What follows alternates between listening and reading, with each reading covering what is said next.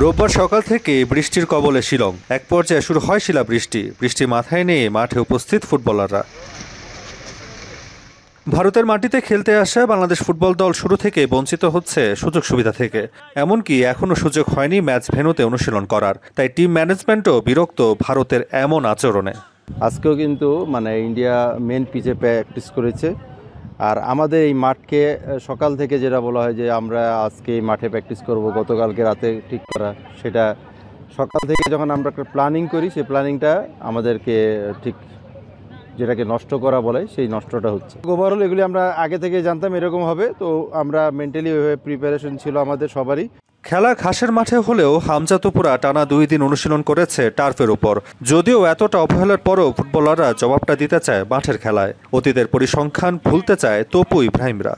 আমাদের কমপ্লিটলি এটা টিম ওয়ার্কের উপর কাজ করে।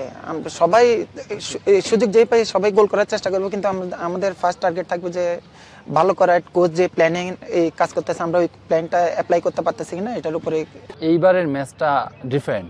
বাংলাদেশের মানুষজন খুবই পজিটিভ এবং খুবই আমাদের দিকে তাকিয়ে আছে আর কি।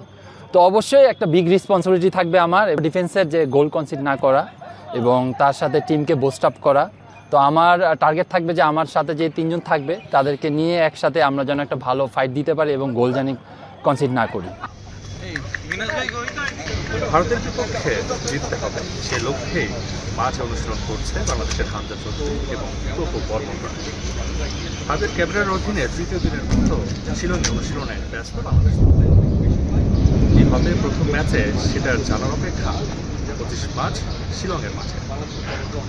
মেঘালয় শিলং থেকে তাসওয়ার নাফি, এখন ভারত।